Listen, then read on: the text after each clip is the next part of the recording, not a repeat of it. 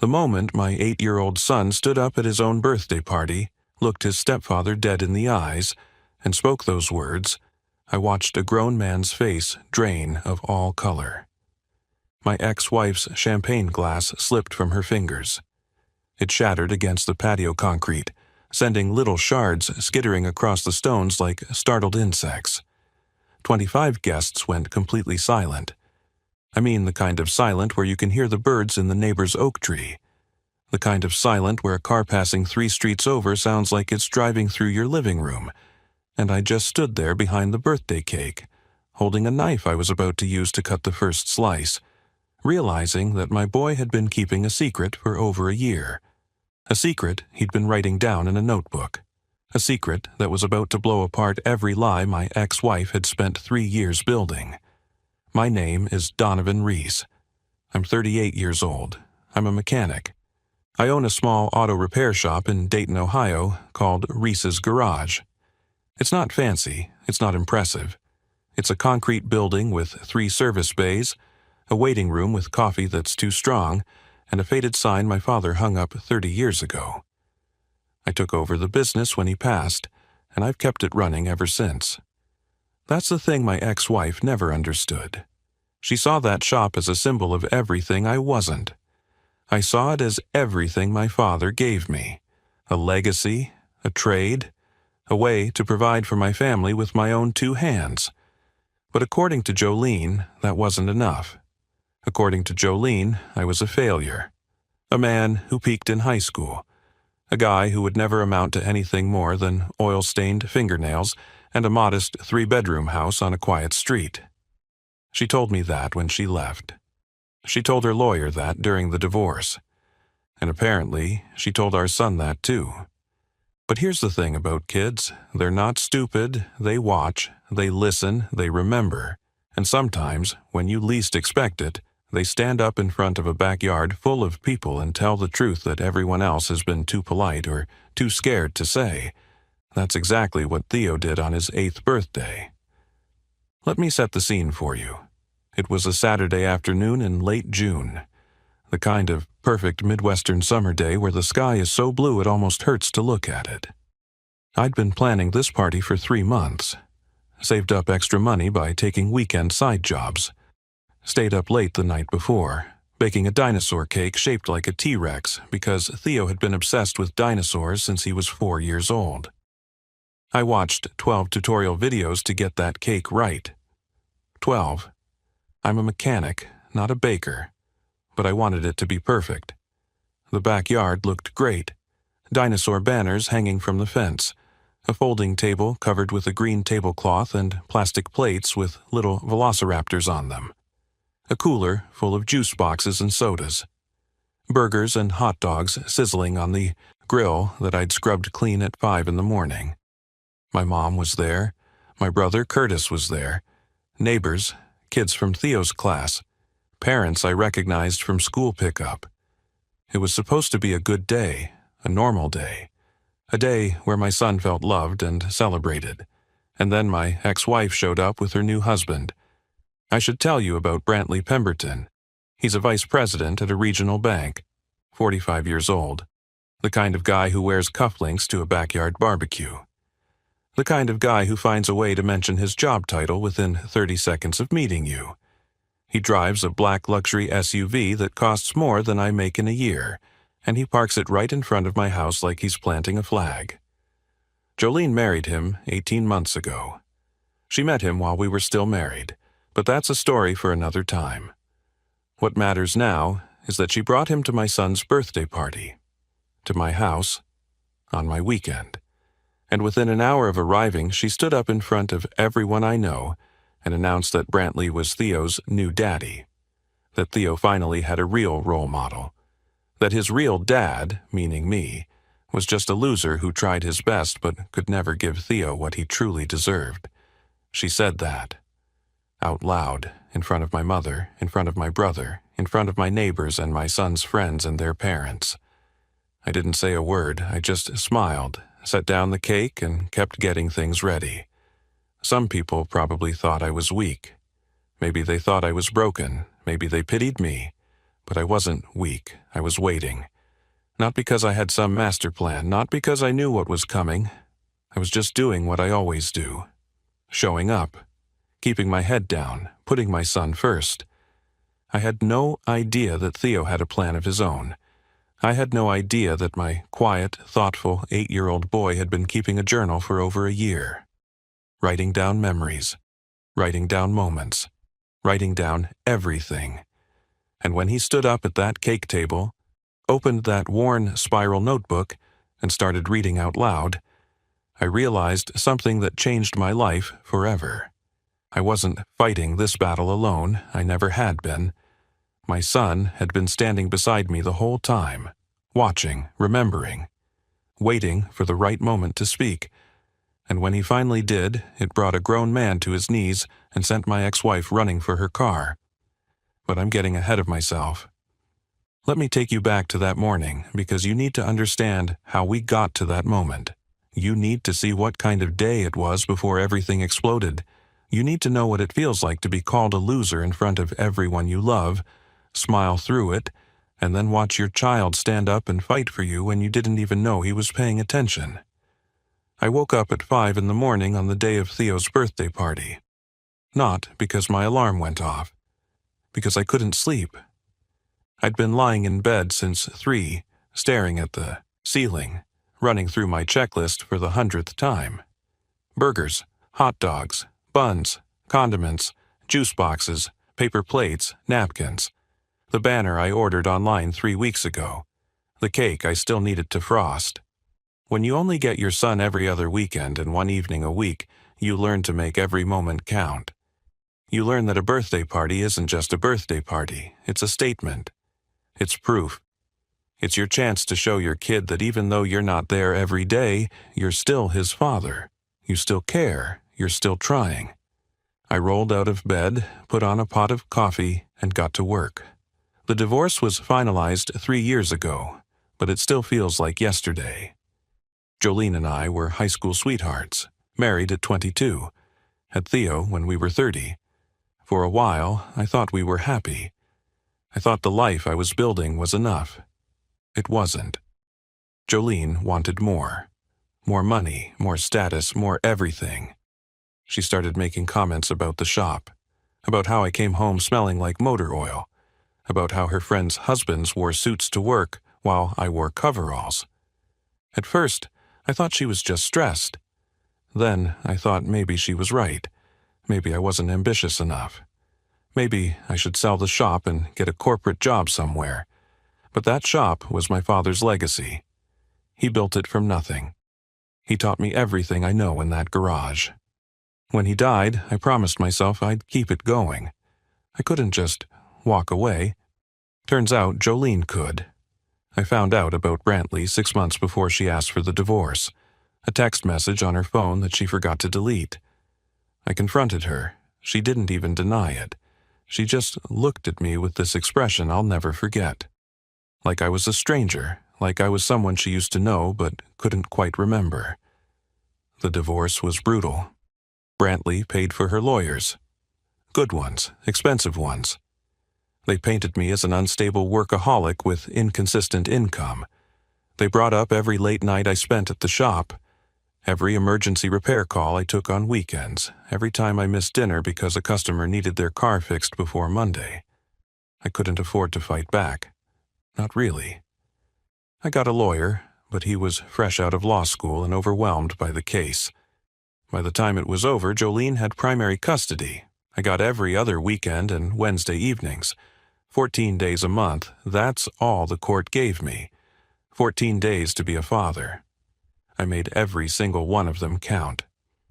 Wednesday evenings became sacred. I'd pick Theo up from school at 3:30, and we'd drive to this little diner called Margie's on the edge of town. Same booth every time, same order, 2 chocolate milkshakes and a basket of fries to share. Then we'd head back to my place and work on whatever project we had going. For the past 4 months, that project was a go-kart. I found it at a yard sale back in February. Rusted frame, flat tires, engine that hadn't run in years. The guy selling it wanted $50. I talked him down to 30. Theo's eyes went wide when he saw it in the back of my truck. "Dad, what is that?" "That's our summer project, buddy. We're going to make it run." Every Wednesday after that, we worked on it together. I taught him how to clean a carburetor, how to check spark plugs, how to patch a tire. He handed me tools like a surgical assistant, asking questions the whole time. "Why does the engine need oil? What makes the wheels turn? How fast will it go when we're done?" I answered every question. I showed him everything. Not because I wanted him to become a mechanic, because I wanted him to know that building something with your hands means something. That fixing things matters. That his grandfather did this, and his father does this, and maybe someday he'll teach his own son. The go-kart was finished. I'd put the final touches on it the night before, after Theo went back to his mom's, painted it red, added a white racing stripe, put a bow on it and hid it in the garage. That was going to be his birthday surprise. By 6:30, I had the backyard set up, tables arranged, decorations hung, grill cleaned and ready. I was frosting the T-Rex cake when I heard a car pull into the driveway. My mom stepped out of her old Buick, carrying a casserole dish and wearing the same floral apron she'd worn to every family gathering since I was a kid. "You're up early," she said. "Couldn't sleep." She nodded like she understood. She probably did. My mom raised me and my brother alone after my dad passed. She knows what it's like to fight for your kids when the world feels stacked against you. "Jolene called yesterday," she said, setting the dish on the kitchen counter. "Said she's bringing Brantley." I kept my eyes on the cake. "I know. You okay with that? It's Theo's day, not mine." She was quiet for a moment. Then she put her hand on my shoulder. "Your father would be proud of you, Donnie. You know that, right?" I didn't answer. I just kept frosting the cake. 20 minutes later, Curtis showed up with folding chairs and a cooler full of drinks. He took one look at my face and shook his head. "She's going to start something, you know that, right?" "Probably. And you're just going to take it?" I set down the frosting knife and looked at my brother. "What do you want me to do, Curtis? Make a scene at my son's birthday party? Give her exactly what she wants?" He didn't have an answer for that. Neither did I. But I had a plan. The same plan I'd had for 3 years. Show up, stay calm, put Theo first. I had no idea how badly that plan was about to be tested. The party started at noon. By 12:15, the backyard was full of kids running around, parents chatting by the cooler, and the smell of burgers drifting through the summer air. Theo was happy. That's what I kept focusing on. He was chasing his friends around the yard, laughing, being a normal 8-year-old kid on his birthday. Every time I looked at him, I felt that familiar ache in my chest. Pride and sadness all mixed together. Pride because he was growing into such a good kid. Sadness because I was missing so much of it. At 12:30, a black SUV rolled up to the curb. I knew that car. I'd seen it parked in my old driveway plenty of times when I came to pick up Theo. The engine cut off, and the doors opened. And there they were. Jolene stepped out first. She was wearing a white sundress and designer sunglasses pushed up on her head like she was arriving at a vineyard, not a backyard barbecue in suburban Ohio. She looked around at my modest house, my chain-link fence, my second-hand patio furniture, and I saw her lips tighten just slightly, that familiar look of disappointment. Brantley came around from the driver's side, adjusting his cufflinks. He was wearing slacks and a button-down shirt, at a kid's birthday party in June. The man looked like he was about to close a mortgage deal, not eat a hot dog. I wiped my hands on a towel and walked over to greet them. Not because I wanted to, because Theo was watching. "Donovan," Jolene said. Not hello, not thanks for having us, just my name, like she was checking an item off a list. "Jolene, Brantley." I nodded at both of them. "Theo's out back with his friends. Food's almost ready." Brantley looked past me at the house. "Cozy place you've got here." I let that one go. For the next hour, I focused on the grill. Flipping burgers, plating hot dogs, refilling the cooler. I kept my head down and my mouth shut while Jolene worked the crowd like she was running for office. She hugged other moms. She complimented their outfits. She laughed too loud at things that weren't funny. And Brantley, God, Brantley. He found his way into every conversation and somehow steered each one back to himself. His promotion at the bank, the vacation house they were looking at in North Carolina, the private school they were considering for Theo, because public education just doesn't offer the same opportunities. I watched my mother's face get tighter with every word. Curtis had to walk away twice just to keep himself from saying something.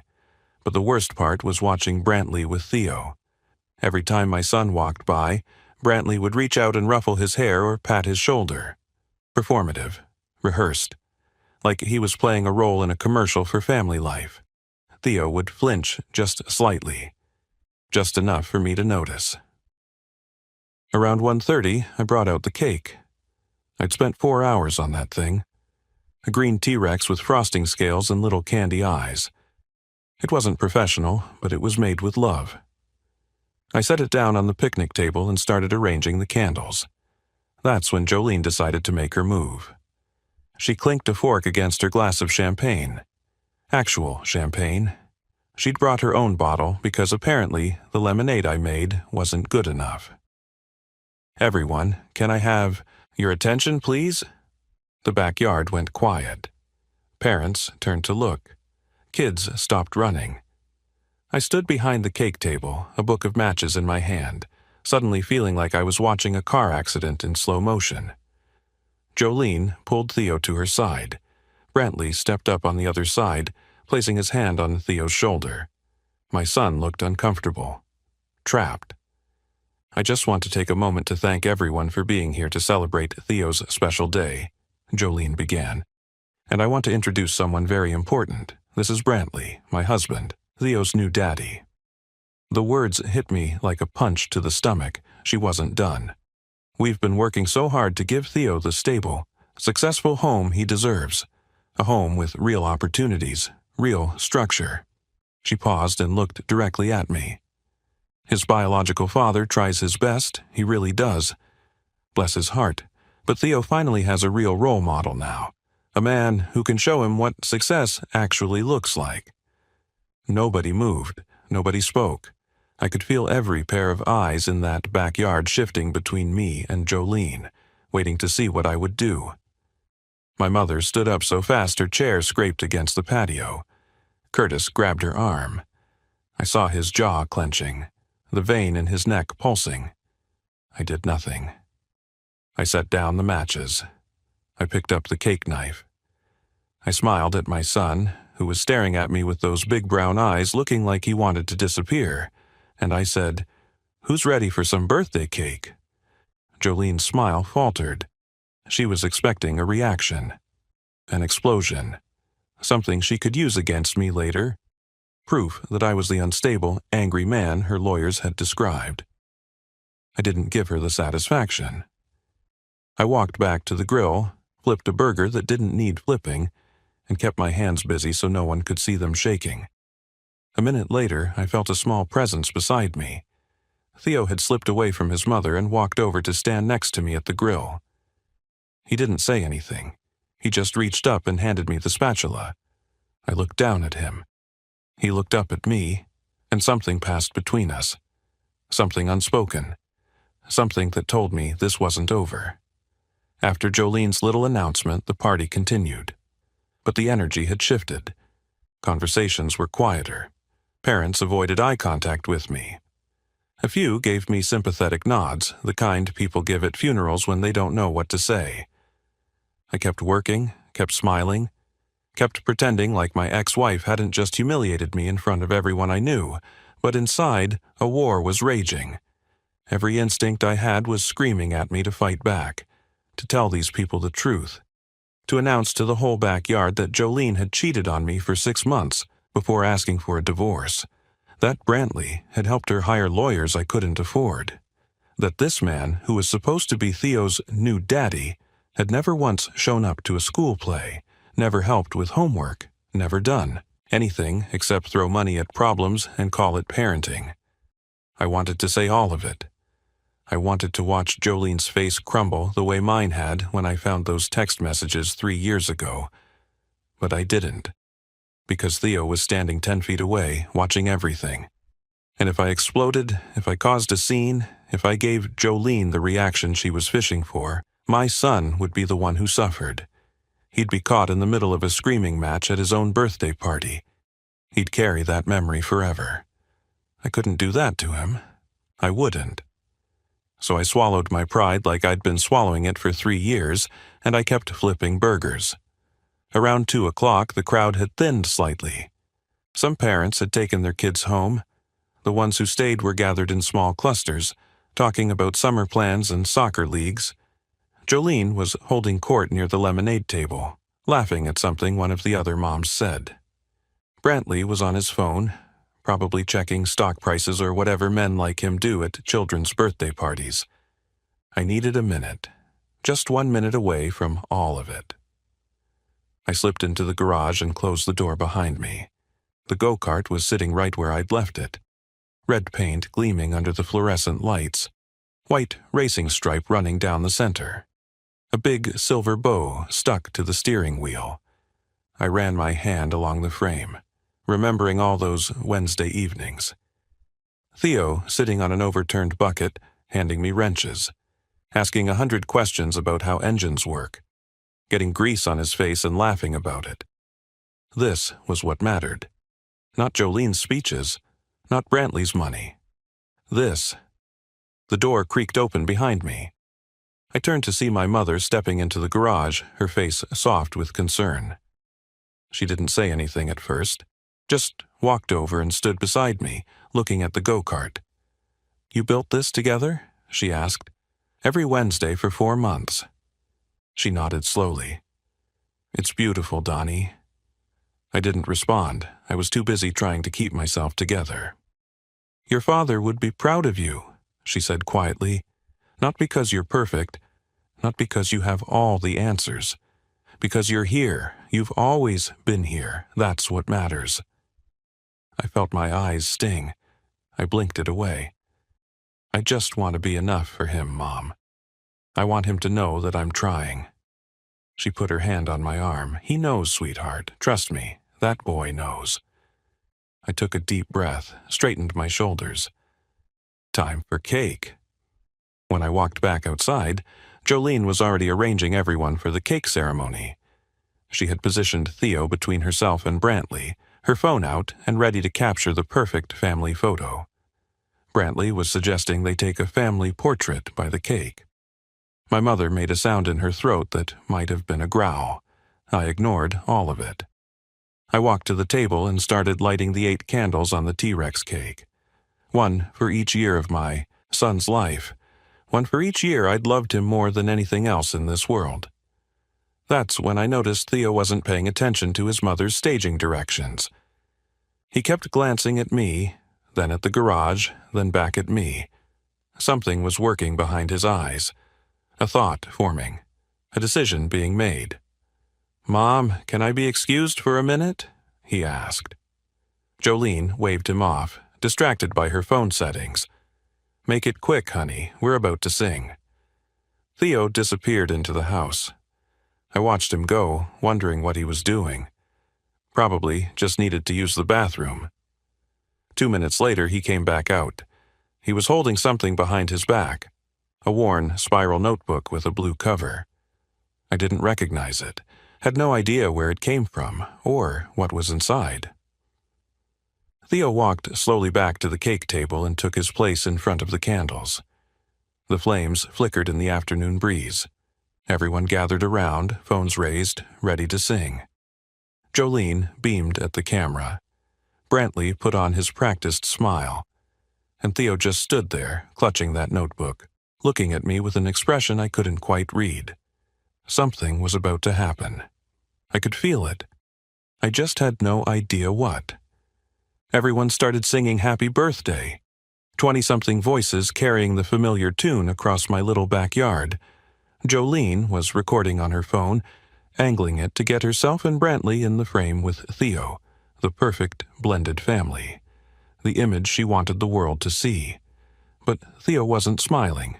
He was standing perfectly still in front of those 8 flickering candles, gripping that blue notebook like it was the most important thing he'd ever held.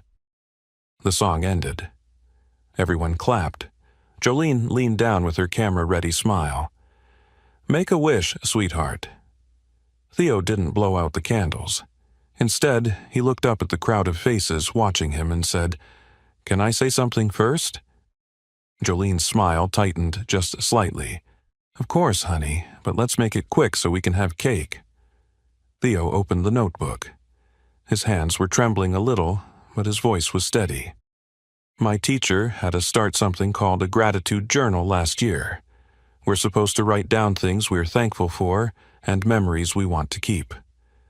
I've been writing in it ever since." Jolene laughed nervously. "That's sweet, baby, but maybe we can share that later. I want to share it now." Theo's voice was firm, firmer than I'd ever heard it. "It's my birthday. I get to decide." The backyard went silent. Jolene's mouth opened, then closed. She looked at Brantley, who shrugged like he had no idea what was happening. Neither did I. Theo flipped to a page somewhere in the middle of the notebook and started reading. September 14th. Dad taught me how to change a tire today. He said every man should know how to take care of his car and the people who ride in it. He let me use the wrench by myself. I felt really strong. My throat tightened. I remembered that day, a Sunday afternoon. We'd spent 3 hours in the garage. Theo turned to another page. October 31st, Dad made my Halloween costume by hand because the store was sold out of the one I wanted. I was a velociraptor. It took him 2 whole nights, but he said it was worth it because I was the coolest dinosaur at school. I was. A few people in the crowd smiled. One mom put her hand over her heart. Jolene's face was frozen. Theo kept going. December 25th. Dad gave me Grandpa's old fishing rod. He said Grandpa would have wanted me to have it. I never met Grandpa, but Dad tells me stories about him. Now I feel like I know him. That's the best present I ever got. I couldn't breathe. I couldn't move. My mother had tears streaming down her face. Curtis was staring at the ground, his jaw tight.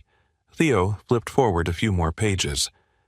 March 8th, Dad came to my school play even though he had to close his shop early and lose money. He sat in the front row. He was the only parent who stood up and clapped at the end. I saw him. He looked up from the notebook and found me in the crowd. Our eyes met. 8 years old, and my son was looking at me like I was his hero. Then he turned to face Brantley. My teacher asked us to write about our role models. I wrote about my dad, my real dad. Brantley's smile vanished. Theo's voice didn't waver. "You bought me a PlayStation last Christmas, Brantley, but you've never played it with me, not once. You said you'd take me fishing, but you always have work stuff. You told Mom you'd come to my baseball game, but you didn't show up. You didn't even call." Jolene stepped forward. "Theo, honey, that's enough. No, Mom, you said Dad was a loser. You said it in front of everyone." Theo's voice cracked, but he kept going. "But Dad shows up, every single time. He never breaks his promises. He built me a go-kart with his own hands. He taught me how to fix things. He makes me chocolate milkshakes every Wednesday and never forgets." Theo closed the notebook and held it against his chest. "I don't need a new daddy. I already have the best one." Complete silence. Then Jolene's champagne glass slipped from her fingers. It shattered against the patio, and the sound echoed across the yard like a gunshot. Brantley's face had gone white, completely white. He looked like a man who had just been publicly stripped of every lie he'd ever told. He muttered something about needing air and walked quickly toward his SUV without looking back. Jolene stood frozen, her mouth opening and closing like she wanted to say something but couldn't find the words. A few parents were staring at her now with expressions that had shifted from polite neutrality to something much colder. I didn't care about any of them. I walked around the table, knelt down in front of my son, and wrapped my arms around him. He buried his face in my shoulder, and I felt his small body shaking. "I'm sorry, Dad," he whispered. "I didn't want her to say those things about you." I held him tighter. "You have nothing to be sorry for, buddy, nothing." He pulled back and looked at me with those big brown eyes still wet with tears. "Can I see the go-kart now?" I laughed. It came out broken and thick, but it was real. "Yeah, Theo, let's go see the go-kart." The rest of the party was nothing like I expected. Brantley never came back. His black SUV peeled away from the curb about 5 minutes after Theo finished speaking, and that was the last any of us saw of him that day.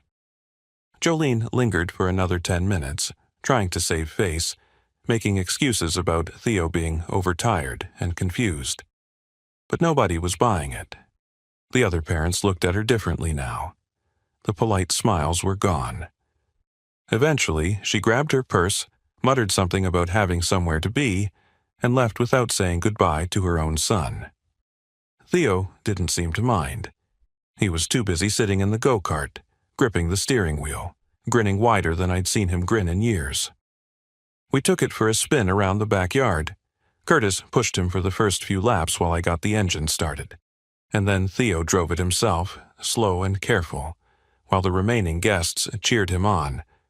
My mother stood on the patio with her hand pressed to her chest, tears still drying on her cheeks.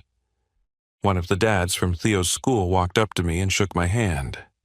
"That's a fine boy you're raising," he said. "You should be proud." I was, more than I could ever put into words. The weeks that followed were strange. Jolene called me 3 days after the party, furious, accusing me of coaching Theo, of turning him against her, of poisoning his mind with lies. I let her rant for about 2 minutes, then calmly told her that I had no idea about the notebook until Theo pulled it out at the party. She didn't believe me. I didn't care. I said goodnight and hung up. But something shifted after that. Slowly, at first, then more noticeably. Jolene stopped fighting me on schedule changes. When I asked for an extra weekend in July because my brother was getting married, she agreed without argument. When I suggested we split the school supply shopping instead of her doing it all and sending me the bill, she just said, "Okay." I don't know if it was guilt or exhaustion or something else entirely. Maybe she finally realized that her son had made his feelings clear, and there was no amount of expensive lawyers or public speeches that could change his heart. Whatever the reason, I didn't question it. I just appreciated the peace. 3 months later, I heard through a mutual friend that Jolene and Brantley had separated. Apparently, his business trip to Miami turned out to be a romantic weekend with a woman from his office. Jolene found out when she saw photos on social media. The divorce was quick and ugly. I didn't celebrate, I didn't gloat. I just felt tired. Tired and sad for my son, who would have to go through another upheaval because the adults in his life couldn't get it together. 6 months after the birthday party, Jolene called me with a different tone in her voice. Softer, defeated. She said she was struggling, working longer hours, overwhelmed with bills from the divorce. She asked if I would be willing to take primary custody of Theo. I said yes before she finished the sentence. No conditions, no victory lap. Just a simple agreement to pick him up on Friday. That was almost a year ago now. These days, Theo lives with me full-time. He has his own room decorated with dinosaur posters and model cars. He helps me in the garage on weekends, handing me tools like a pro. We still get milkshakes at Margie's every Wednesday, even though he sees me every day now. Some traditions are too important to break. Last month, we started a new project together. An old motorcycle I found at an estate sale. Needs a lot of work. New engine, new brakes, new everything. Theo was so excited when he saw it that he could barely sit still. We were out in the garage last Tuesday evening, elbows deep in engine parts, when Theo looked up at me with grease on his cheek and a wrench in his hand. "Hey, Dad?" "Yeah, buddy. Thanks for always showing up." I had to turn away for a second so he wouldn't see my eyes watering. When I turned back, I ruffled his hair and smiled. "That's what dads do, Theo. That's what dads do." I spent 3 years feeling like a failure. 3 years believing that I wasn't enough because I couldn't compete with Brantley's money or Jolene's narrative. 3 years wondering if my son would grow up thinking his father was just a loser who worked on cars and lived in a small house. But here's what I learned. Kids don't remember the size of your house. They don't remember the brand of your car or the balance of your bank account. They remember who showed up. They remember who kept their promises. They remember who made them feel safe and loved and valued. They remember everything. And when the time comes, they'll tell the world exactly who you are. So if you're out there right now, feeling like you're not enough, feeling like you can't compete, feeling like the odds are stacked against you, let me tell you something. Show up. Keep showing up. Be present. Keep your promises. Love your kids with everything you've got. One day, when you least expect it, they'll stand up for you, and that moment will be worth more than anything money could ever buy. That's my story. Thanks for listening. If this story touched your heart or reminded you of someone who needs to hear it, go ahead and hit that like button. Share it with a friend or family member who might be going through something similar. Drop a comment below and let me know your thoughts. I read every single one, and if you haven't already, make sure to subscribe to the channel and tap that notification bell so you don't miss the next story. Until next time, take care of yourselves and the people you love.